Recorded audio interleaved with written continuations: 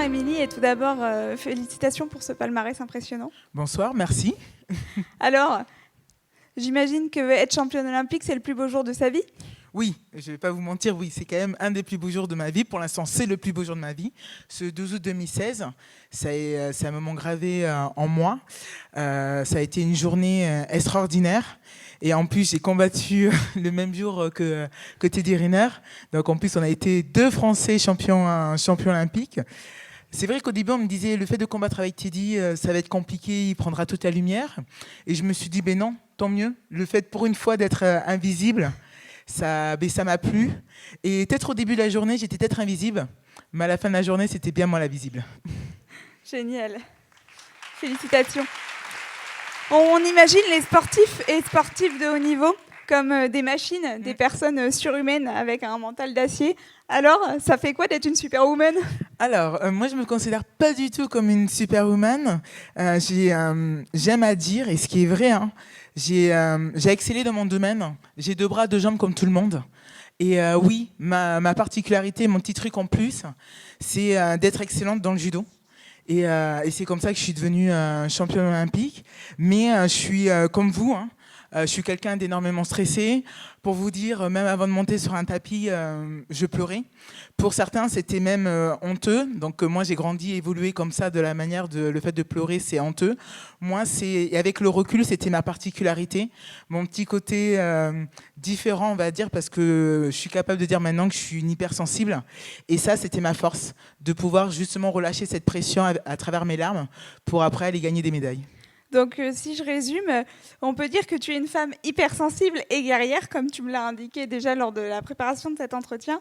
Mais j'imagine que ton parcours n'a pas été le plus simple. Est-ce que tu peux nous en dire un peu plus? Non, mon parcours, il n'a pas été simple du tout.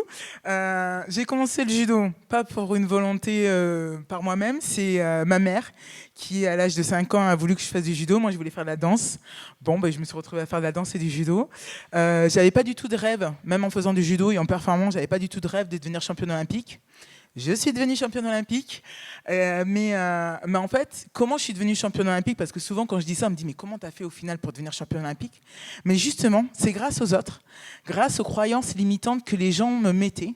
Le fait, par exemple, que je pouvais pleurer, vu que tu pleures, tu n'es pas quelqu'un avec un haut potentiel, c'est pas ce qu'on attend d'un athlète de haut niveau. Tu es juste une bonne partenaire d'entraînement, parce qu'effectivement, le fait de pleurer, ça ne demande pas une bonne image. Et en fait, toutes ces injonctions, toutes ces étiquettes que les gens me mettaient dessus, en fait, moi, c'est ce qui faisait ma force. Et je disais, vous allez voir, je vais peut-être mettre 2 fois plus de temps que tous les autres, mais je vais arriver au bout, et c'est moi qui vais briller. Et en fait, c'est ce qui s'est passé. Grâce aux autres, grâce au fait que les gens me mettent des étiquettes, moi, j'ai réussi à performer. Bravo. Donc on voit bien dans ton parcours, il y a une chose qui me marque, moi, c'est qu'on voit bien que la résilience est vraiment au cœur de tout ce parcours, justement, donc bravo. Aujourd'hui, tu as 36 ans, tu es donc à la retraite, en tout cas pour la partie sportive de haut niveau. Mais est-ce que tu continues à œuvrer dans le sport de haut niveau?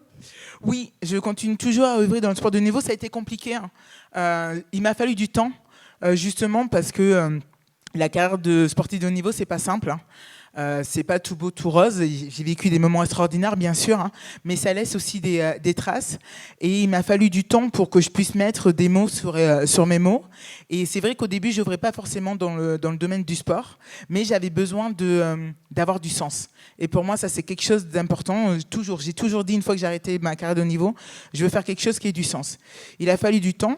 À un moment donné, il a fallu même que je me rebelle pour expliquer qu'est-ce qu'était la reconversion d'un sportif de haut niveau, parce que ça aussi c'est pareil, il a fallu un long travail, mais il a fallu que je parle à un moment donné, je m'exprime, disant que c'était pas possible, étant championne olympique, de galérer d'un côté dans la partie reconversion. Et à partir de ce moment-là, les choses ont commencé à bouger. Et effectivement, même pour Paris 2024, les choses bougent. Et donc maintenant, je œuvre pour la partie RSE dans mon entreprise, dans mon ESN. Et j'œuvre aussi sur la partie reconversion, mais aussi santé mentale dans le sport. Parce qu'il y a des choses à faire encore sur ce sujet. Tu veux dire qu'avant, tu n'as pas été accompagnée sur la question de la santé mentale et de la reconversion, toi, au moment où toi, tu en aurais eu besoin? Non, malheureusement non. Et ça, c'est dommage parce qu'on parlait justement le fait des sportifs de haut niveau, on est des superwoman, superman. Et en fait, non, on n'est pas des robots, on n'est pas des machines, on est comme tout le monde. Et moi, je l'ai vécu durant ma carrière de sportif de haut niveau. J'ai fait une dépression pendant longtemps, pendant un petit bout, pendant ma carrière. Et même après ma carrière, j'ai fait un burn-out. Et justement, il m'a fallu plusieurs années pour que je puisse mettre des mots sur tout ce que j'avais vécu et comprendre le pourquoi du comment. Et maintenant, comme j'aime le dire, maintenant ça va beaucoup mieux. Comme j'aime le dire, je suis alignée. Voilà, tout est bien en place. Je sais pourquoi j'ai fait du sport de haut niveau, qu'est-ce que le sport m'a amené, où je vais.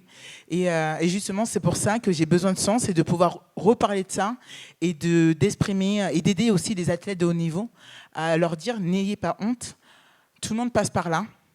Et il y a différents niveaux, et c'est normal, tout simplement. Si vous avez des questions, on peut poser une ou deux questions à Émilie. Il va y avoir le micro qui va circuler parmi vous. Si jamais n'hésitez pas, hein. Je réponds à toutes les questions. C'est pas tous les jours qu'on peut poser une question à une championne olympique, quand même.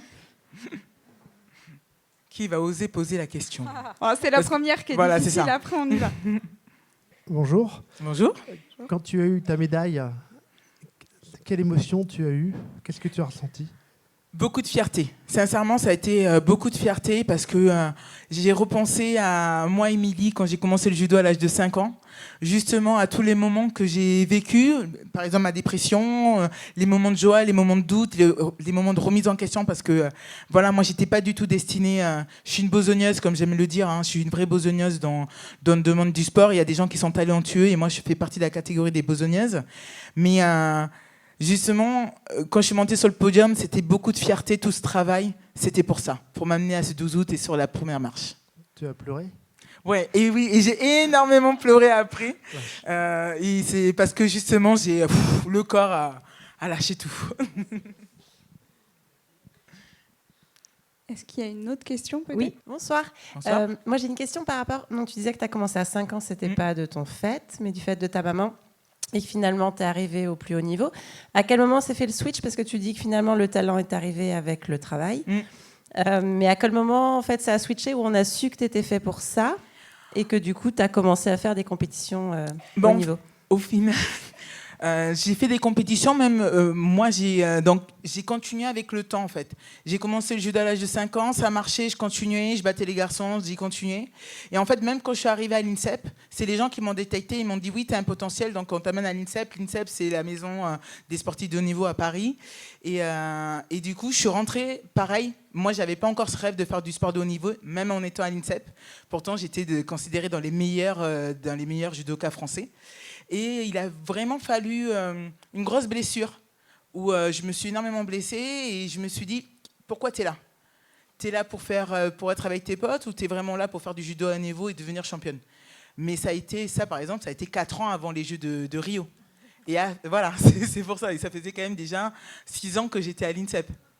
Donc oui, voilà. Donc, ça a mis du temps pour que je me l'entre et que j'acte le pourquoi du comment j'étais là et que je prenne vraiment conscience de ça. Et à partir de ce moment-là, j'ai mis les choses en place. J'ai changé ma manière de m'entraîner, j'ai pris un peu plus confiance en moi. Et encore, pour vous donner une petite anecdote, le moment où j'ai pensé être championne olympique et que j'allais le faire, c'était 15 jours avant de partir.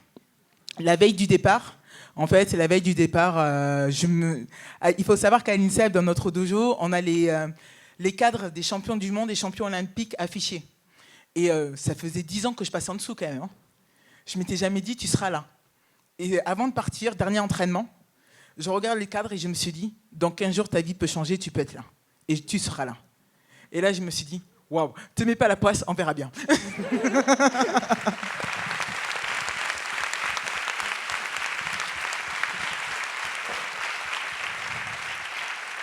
Merci Émilie. Il nous reste le temps pour une dernière question. Qui se lance? Super. Ouh là là, il y a trop de demandes. Désolée, je vais être obligée d'arbitrer. Vous êtes l'heureuse élue, félicitations.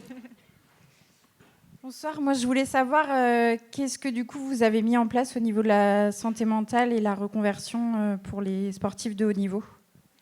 Déjà, moi en soi, pas grand-chose pour l'instant. Mais le fait d'en avoir parlé, j'ai fait bouger les choses. Ça a été, ce moment-là, c'était en 2019, parce qu'on ne parlait pas beaucoup de la reconversion. Hein. Pour les gens, c'est soit qu'on est athlète de niveau, forcément, on doit devenir entraîneur. Et moi, j'ai expliqué, non, c'est pas parce qu'on est athlète de haut niveau qu'on va terminer entraîneur. C'est très bien s'il y en a qui veulent devenir entraîneur, mais on ne veut pas tous devenir entraîneur de haut niveau. Voilà. Qu'est-ce qu'on fait ? Et même dans la reconversion, comme je dis, c'est pas juste un métier, c'est tout. C'est tout ce qui va avec. C'est la santé mentale, c'est justement notre bien-être, parce que pendant des années, on a mis notre corps à rude épreuve. On a accompagné, bichonné, parce que ce qui est vrai, hein, on est vraiment bichonné pour aller vers l'excellence sportive. Mais une fois que ça s'arrête, en gros, c'est merci, au revoir. Et ça, c'est très dur. Mais pour un champion, pour une personne qui a cherché le titre de champion olympique, comme une personne qui malheureusement n'a pas été champion olympique, parce que dans tous les cas, il fait autant d'entraînement que moi. Je ne suis pas toute seule sur un tapis de judo, et même dans tous les autres sports, des champions ne sont pas tout seuls à s'entraîner. On s'entraîne avec plein de personnes, on fait le même temps d'entraînement, et malheureusement, il y en a que peu qui atteignent les médailles. Et justement, ça, on a tendance à oublier. Et le monde de sportif nous dit merci, au revoir. Et ça a été, donc en 2019, j'ai poussé mon petit cri de gueule, hein, voilà, on va le dire comme ça, hein, pour dire non, stop, quoi. Stop, c'est pas possible, il faut faire quelque chose, et vraiment un vrai accompagnement. Et pas juste dire oui, c'est parce que je l'ai placé là et là et là, c'est bon. Non, c'est pas ce qu'on demande en fait. On a besoin justement d'aller chercher une quête de sens, savoir qui on est, mais qui on est vraiment nous, pas juste en tant qu'athlète de haut niveau, parce qu'on n'est pas que ça. On n'est pas que ça. Bien sûr qu'on est athlète de haut niveau. Mais moi, je me considère Émilie championne olympique, mais comme Émilie aussi, Émilie qui a 36 ans, qui est responsable des RSE, voilà. Et justement, aller chercher cette identité, vraiment savoir qui on est, ça demande du temps et aussi un accompagnement. Et donc, j'ai alerté sur ce sujet-là. Il y a des choses qui se mettent en place, mais je pense qu'on peut aller encore plus loin. Et justement, le fait d'être devant vous, de vous en parler, moi, c'est ce que je vais essayer de faire de plus en plus encore, et que je développe aussi, c'est de parler de ces sujets-là, et en même temps rajouter la santé mentale, parce qu'on a tendance aussi à oublier. Maintenant, on en parle de plus en plus. Là encore, avec l'approche de Paris 2024, on en parle, mais il y a encore des choses à faire sur ce sujet-là. Merci beaucoup, Émilie. D'ailleurs, nous pourrons retrouver Émilie en direct des Jeux Olympiques de Paris 2024 en tant que commentatrice pour le judo, bien évidemment. Oui. Merci beaucoup à toi. Merci.